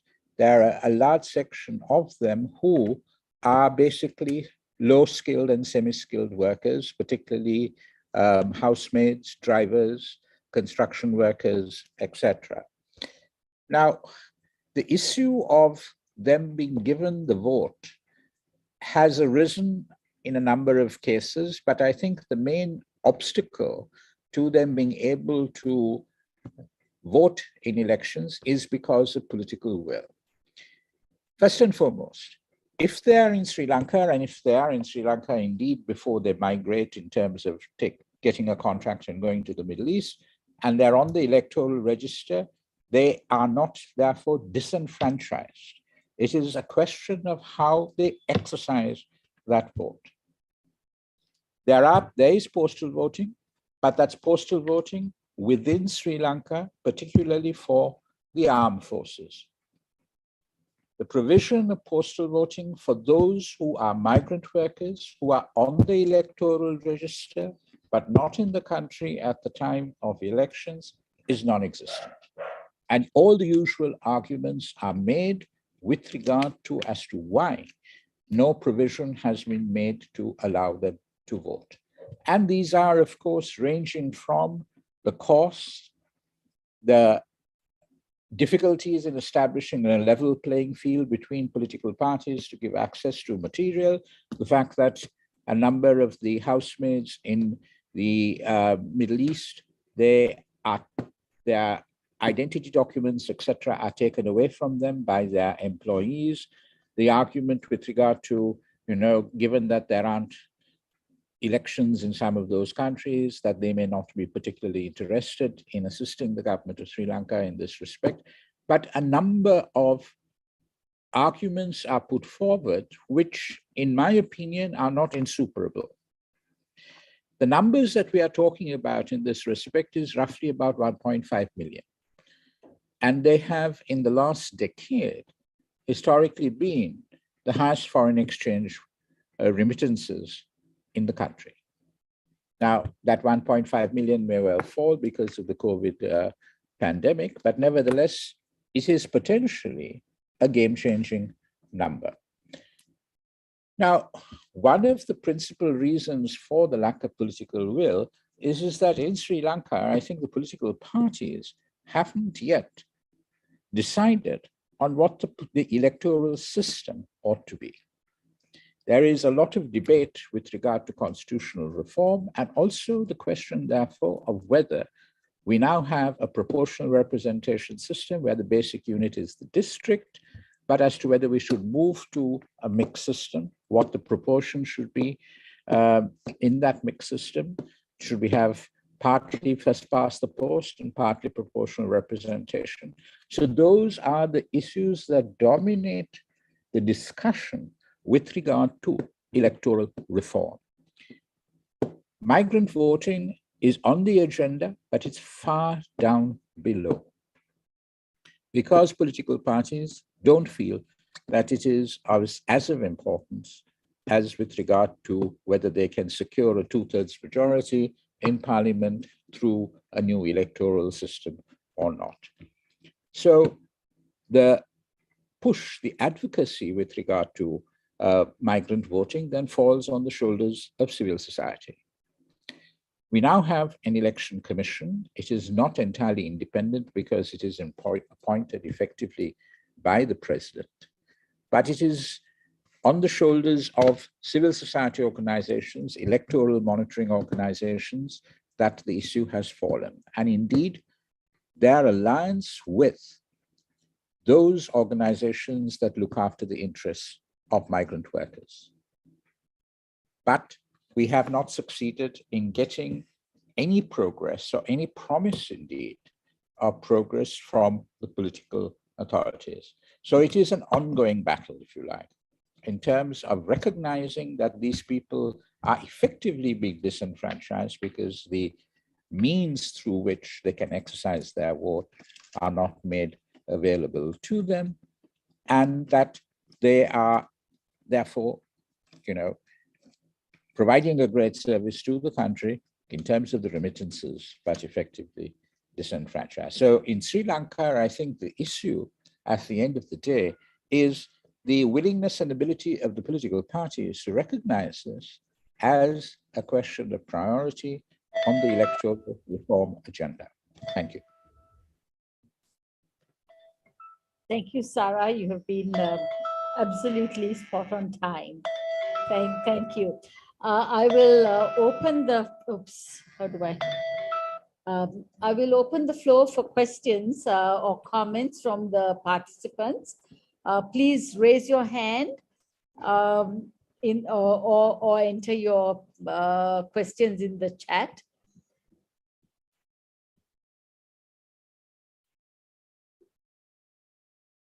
Is there anyone who would like to make a comment or ask a question?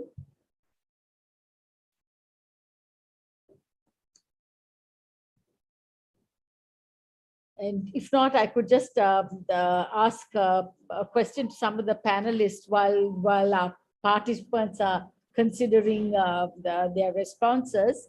I think in the case of what is it you said?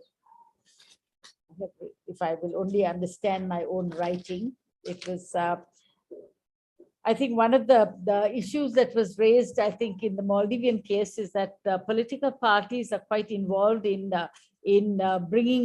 ferrying people over to vote, the out-of-country voters, which I think many other countries would have legislation against, to be able to transport voters and thereby influence the vote.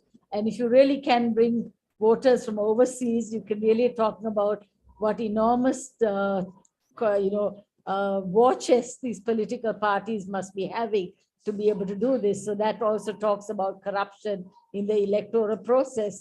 I was wondering whether in the Maldives or other countries, there is a possibility for migrants to organize, or civil society to help migrants to organize, to be able to make that demand through, the legislative reform, to bring an independent, maybe the legislator, to be able to raise some of these issues in Parliament, to be able to take their issues on board. Because since they have no representation in Parliament, they have to look for a special process, and whether that is viable.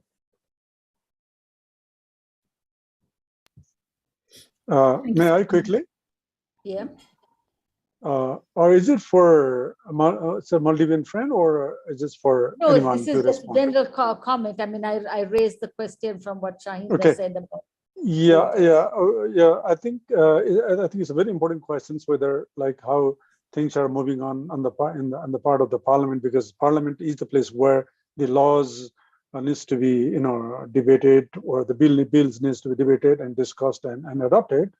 So until last year, because of the Supreme Court's verdict, and followed by the Parliamentary State Affairs Committee's direction to the Election Commission, and the Election Commission already undertaking the country of origins,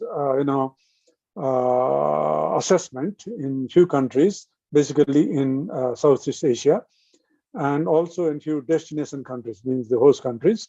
There was some momentum already geared up, and the Parliamentary Human Rights and Justice Committee also raised this issue that the out-of-country voting will be one of the topmost priorities for to ensure electoral integrity and for what they call is inclusive democracy in the country.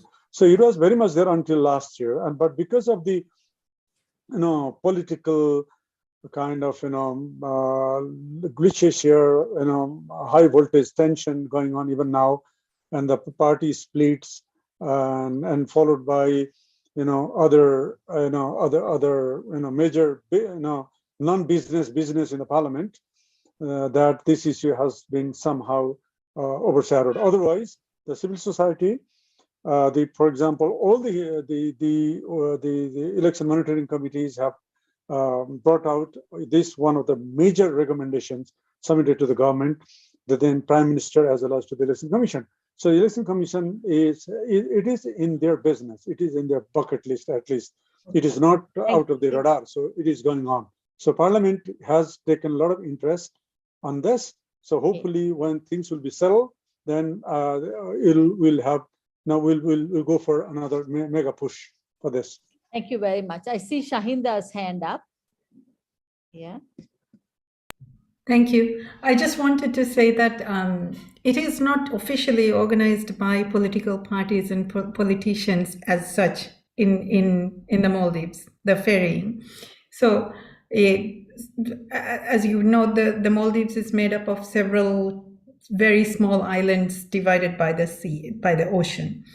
And on each island is a very small community of people. So when, for example, someone in a car or someone with a speedboat or a boat approaches you and say, I'm here to help you, reach a polling station, you know who this person is representing, which political party this person is representing. It does not have to be officially communicated.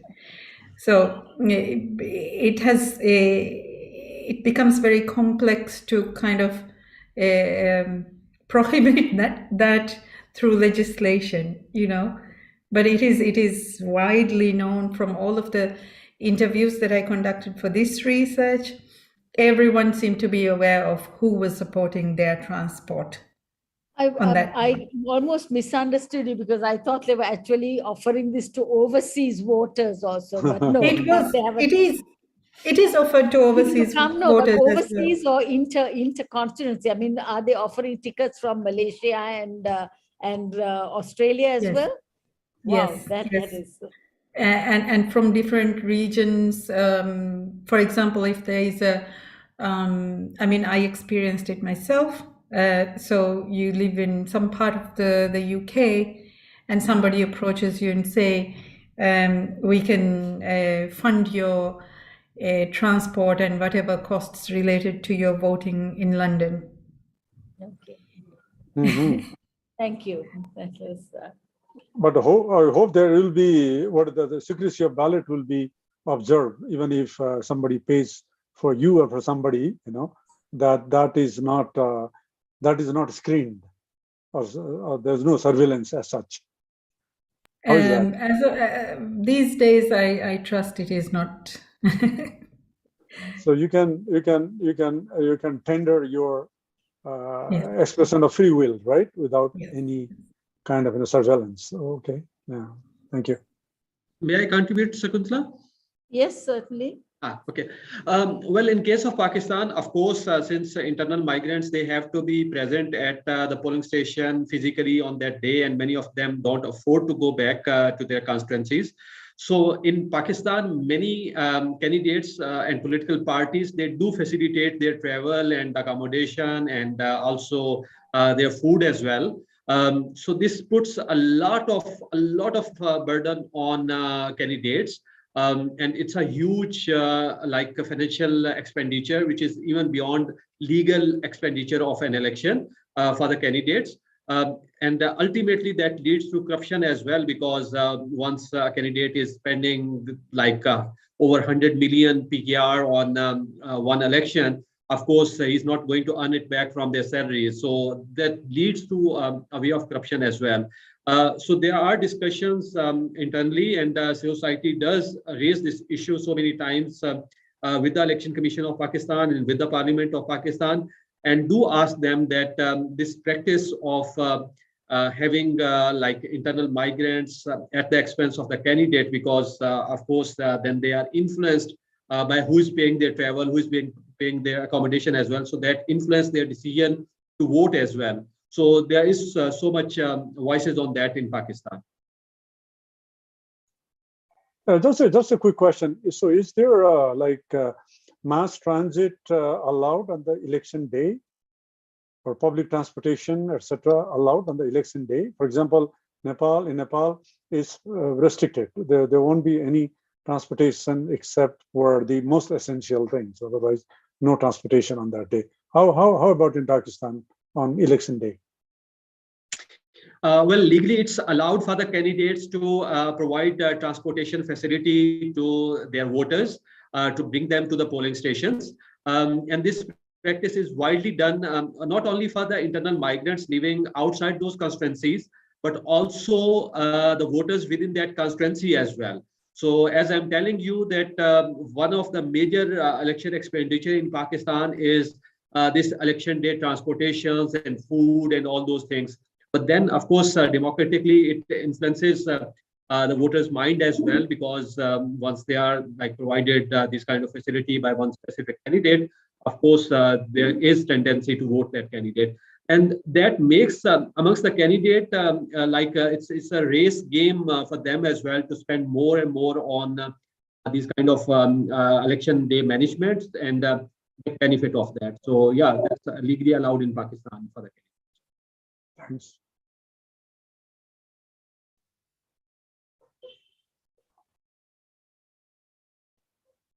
Bashir, your hand is up.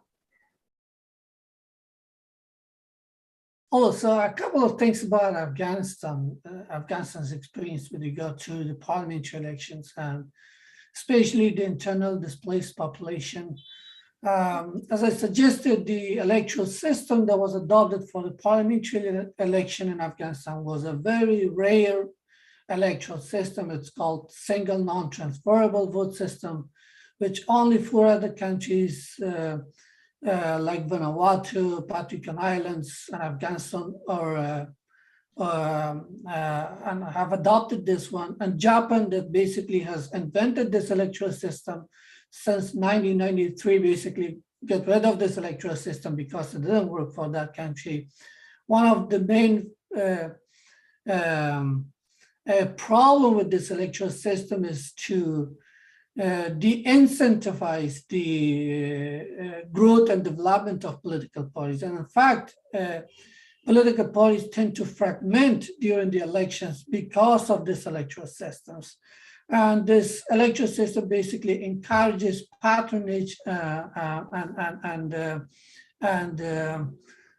things like that in the election rather than ideology, principles, or political parties. And that has been one of the reasons that in some ways the process was manipulated, and particularly with regard to the internal displaced populations. So for example, the candidates would go to these different camps of the displaced population and would offer them temporary reliefs, and instead of, for example, a policy that would solve their problems in the long run, to basically get their votes. And with under this electoral system, you could win a seat with 1% of the votes of a province. And in one province, you had multiple seats, but you could win actually with 1% or even less than 1% of the votes in the province. And that's why it was very important for some of the candidates, especially in those camps where the displaced population were able to vote, to go to these camps and basically offer them some relief. And one of those reliefs were, for example, offering them these transportations to this to the polling stations where they can vote, and a little bit of money for example, in order to feed their families and things like that. So it has been, in case of Afghanistan, unfortunately, it has been very disastrous in sense of the electoral system has been very disastrous for the political parties as well as the displaced populations. Okay, thank you, Bashir. I think I did open it up to the panel participants as well, but I haven't had any response. So perhaps, Antonio, you would like to make some closing remarks? Yes, and in the interest of time, I will try to be as fast as I can. So the country cases that were presented today by our expert group have underscored pressing relevance of a problem that in different ways, to different extents, and because of different push or pull factors, continues to deprive large number of the region population of the right to vote. This is due either to their absence on election day from their constituency of registration, either because they are somewhere else within the country or because they are abroad. As we have seen, the country case presentations offered a bleak outlook in terms of migrant enfranchisement in the 8 countries comprising South Asia that we analyzed. And this problem has been overlooked for decades now, while today's globalized world makes it more relevant and urgent to be addressed than ever. So the challenges outlined in today's presentation have also highlighted a disjunction between the distances that exist between countries and continents today, which are narrowing and rapidly transforming many other sectors than elections, and the fact that present time elections remain firmly anchored to voting methods that are appearing no longer suited or capable to meet the dynamically evolving needs and rights of populations that are instead increasingly on the move. So we have learned how across Asia, limited, selective, or non-existent absentee voting methods continue to keep migrants trapped between two disenfranchising worlds: the world of their country of origin, where they are citizens but they are no longer residents, and that of their host country, where they are residents but not yet citizens, and probably most of them never will. So while this phenomenon is not exclusively limited to South Asia alone, yet there are several distinguished features that make the patterns in population movements of this region an outstanding case for our examination. We have seen how the region simultaneously produce and hosts some of the largest stocks globally of international and internal migrants, and how the region is also projected to continue producing and hosting in the years to come some of the greatest numbers of migrants worldwide.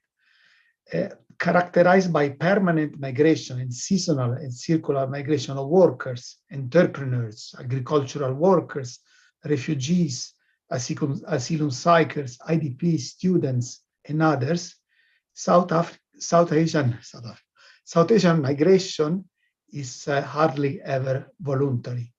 Rather, we could say that it is state-induced, as most migrants are forced to leave their countries, either for economic reasons, to afford opportunities that their governments are unable to provide them with, or they must flee following injustice, insecurity, political, ethnic or religious persecution, violence, natural disasters or conflict, which the governments are unable to control or relieve them from, or as in the case of Afghanistan, the government itself perpetrate.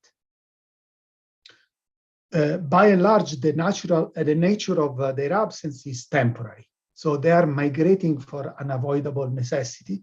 So they leave with the intent to return regularly or to settle back in their country of origin once conditions will allow. For these reasons, these migrants maintain close social, cultural, economic, but most of all also political ties with their countries and places of origins, and hence they also maintain a keen interest to be included in the political processes. So these were the main challenges to the enfranchisement of migrants in South Asia, which are for the most common across the region.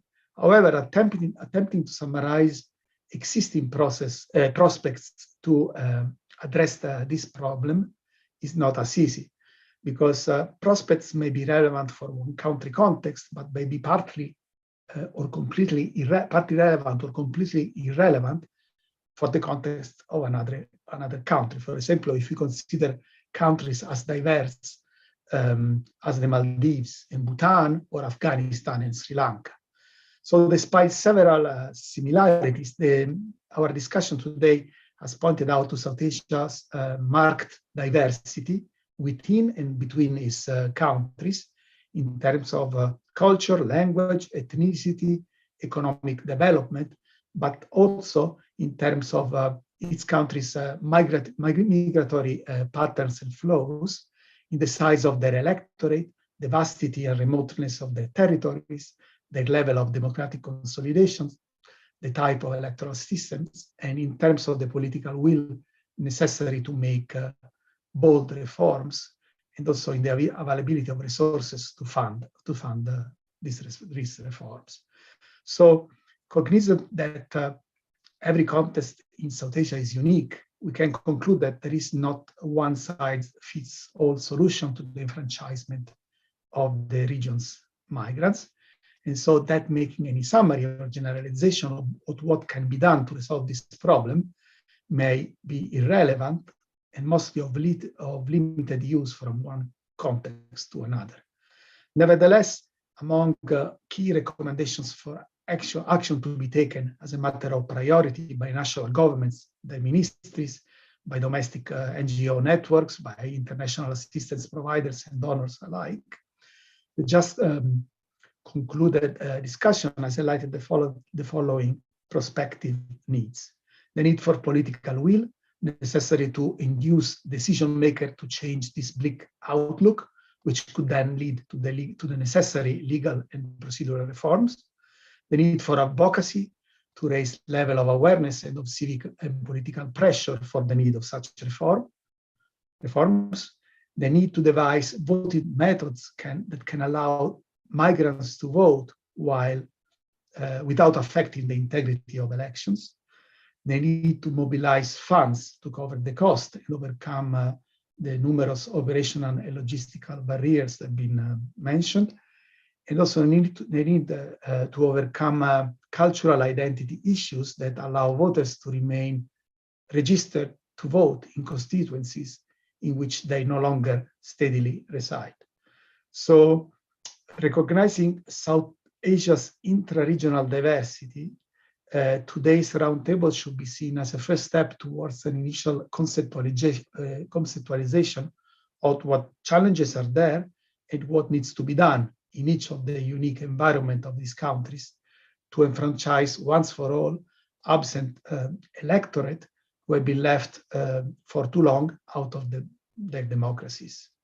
And until the right to vote of migrants remains anachronistically anchored to conventional in-person voting methods that are no longer suited or capable of addressing pressing and evolving enfranchisement needs, it will be very difficult for the governments to reconcile the increasing mobility of millions of their migrants with the stillness of long-standing normative requirements that are systematically been depriving their absent citizens of their rights, their voting rights.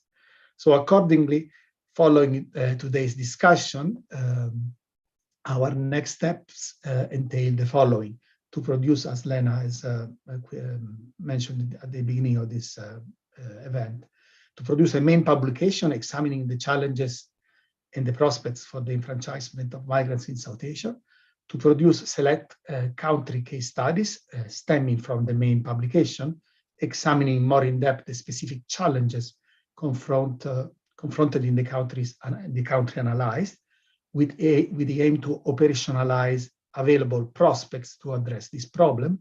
And last, to all the nationally dialogues at country level, drawing from local knowledge and expertise to shape advocacy activities and guide prospective reform in the country's contexts analyzed.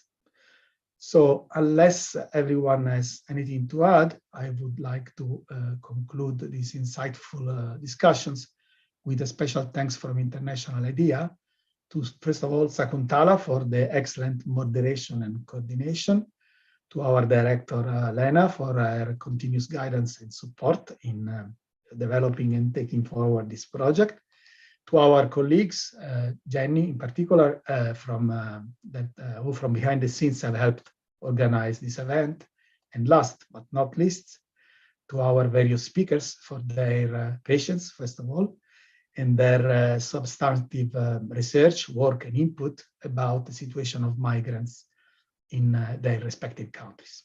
Thanks, everyone.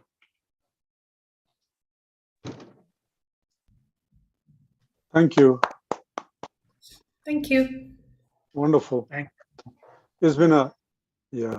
It's been a rewarding experience to be part of this process, and we shall continue this campaign for the good cause collectively. We will make